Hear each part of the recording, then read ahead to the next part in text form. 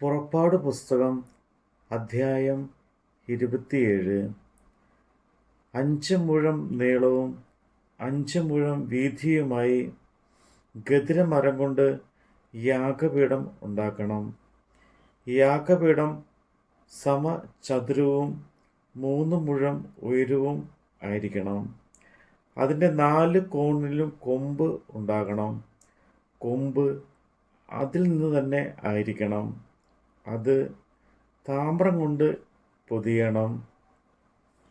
അതിലെ വെണ്ണീർ എടുക്കേണ്ടതിന് ചട്ടികളും അതിൻ്റെ ചട്ടുകങ്ങളും കിണ്ണങ്ങളും മുൻകൊളുത്തുകളും തീക്കലശങ്ങളും ഉണ്ടാകണം. അതിൻ്റെ ഉപകരണങ്ങളൊക്കെയും താമ്രം കൊണ്ട് ഉണ്ടാക്കണം. അതിന് താമ്രം കൊണ്ട് വലപ്പണിയായി ഒരു ജാലവും ഉണ്ടാക്കണം. ജാലത്തിന്മേൽ 4 കോണിലും 4 താമ്രവളയം ഉണ്ടാകണം. ജലം യാഗപീഠത്തിൻ്റെ പകുതിയോളം എത്തുവണ്ണം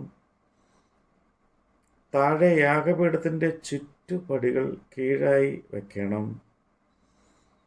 യാഗപീഠത്തിന് ഗദിരമരം കൊണ്ട് തണ്ടുകൾ ഉണ്ടാക്കി താമ്രം കൊണ്ട് പൊതിയണം.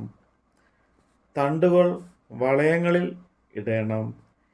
യാഗപീഠം ചുമക്കുമ്പോൾ തണ്ടുകൾ അതിൻ്റെ 2 ഭാഗത്തും ഉണ്ടായിരിക്കണം. പലക കൊണ്ട് പൊള്ളയായി അത് ഉണ്ടാകണം. പർവ്വതത്തിൽ വെച്ച് കാണിച്ചു തന്ന പ്രകാരത്തിൽ തന്നെ അത് ഉണ്ടാക്കണം. തിരുനിവാസത്തിന് പ്രാകാരവും ഉണ്ടാകണം. തെക്കേ ഭാഗത്ത് പ്രാകാരത്തിന് വിരിച്ച പഞ്ഞിനൂൽ കൊണ്ട് ഒരു ഭാഗത്തേക്ക് 100 മുഴം നീളത്തിൽ മറശ്ശീല വേണം. അതിൻ്റെ 20 തൂണും അവയുടെ 20 ചുവടും താമ്രം കൊണ്ട് തൂണുകളുടെ കൊളുത്തും മേൽ ചുറ്റുപടികളും വെള്ളി കൊണ്ടും ആയിരിക്കണം. അങ്ങനെ തന്നെ വടക്കേ ഭാഗത്തും 100 മുഴം നീളത്തിൽ മറശ്ശീല വേണം. അതിൻ്റെ 20 തൂണും അവയുടെ 20 ചുവടും താമ്രം കൊണ്ട് തൂണുകളുടെ കൊളുത്തും മേൽ ചുറ്റുപടികളും വെള്ളി കൊണ്ടും ആയിരിക്കണം. പടിഞ്ഞാറേ ഭാഗത്തേക്ക് പ്രാകാരത്തിൻ്റെ വീതിക്ക് 50 മുഴം നീളത്തിൽ മറശ്ശീലയും അതിന് 10 തൂണും അവയ്ക്ക് 10 ചുവടും വേണം. കിഴക്കേ ഭാഗത്തേക്കും പ്രാകാരത്തിൻ്റെ വീതി 50 മുഴം ആയിരിക്കണം. ഒരു ഭാഗത്തേക്ക് 15 മുഴം നീളമുള്ള മറശ്ശീലയും അതിന് 3 തൂണും അവയ്ക്ക് 3 ചുവടും വേണം.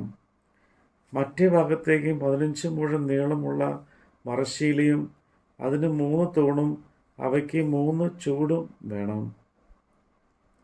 എന്നാൽ പ്രാകാരത്തിൻ്റെ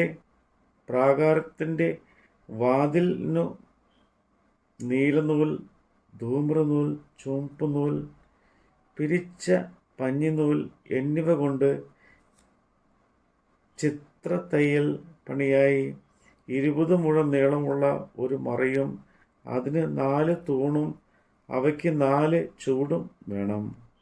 പ്രാകാരത്തിൻ്റെ എല്ലാ തൂണുകൾക്കും വെള്ളി കൊണ്ട് മേൽ ചുറ്റുപടി വേണം. അവയുടെ കൊളുത്ത് വെള്ളി കൊണ്ടും അവയുടെ ചുവട് താമ്രം കൊണ്ടും ആയിരിക്കണം. പ്രാകാരത്തിന് 400 മുഴം നീളവും എല്ലായിടവും 50 മുഴം വീതിയും 5 മുഴം ഉയരവും ഉണ്ടായിരിക്കണം. അത്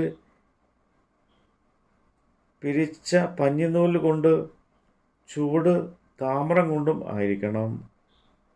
തിരുനിവാസത്തിലെ സകല ശുശ്രൂഷകൾക്കുമുള്ള ഉപകരണങ്ങളൊക്കെയും അതിൻ്റെ എല്ലാ കുറ്റികളും പ്രാകാരത്തിൻ്റെ എല്ലാ കുറ്റികളും താമ്രം കൊണ്ട് ആയിരിക്കണം.